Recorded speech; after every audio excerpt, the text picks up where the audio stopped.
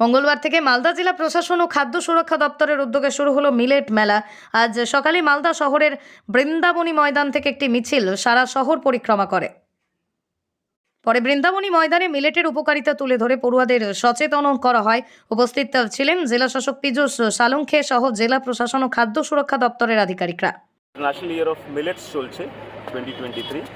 আমাদের millets walkathon organise করা হয়েছে স্বাস্থ্য দপ্তরের পক্ষ থেকে, এবং আমি দেখতে পাচ্ছি এখানে একটা র্যালি অর্গানাইজ করা হলো। তারপরে দুদিন যে আছে মিলেটস মেলা অর্গানাইজ করা হচ্ছে to increase the importance of millets আমাদের যে আছে আমরা খাবার খাই, তার মধ্যে মিলেটসের ইম্পর্টেন্স আরও বাড়ুক, আমরা বেশি করে মিলেটস খাই, সেটা প্রমোশনের জন্য এই পুরো ইভেন্ট করা হচ্ছে স্বাস্থ্য দপ্তরের নির্দেশে।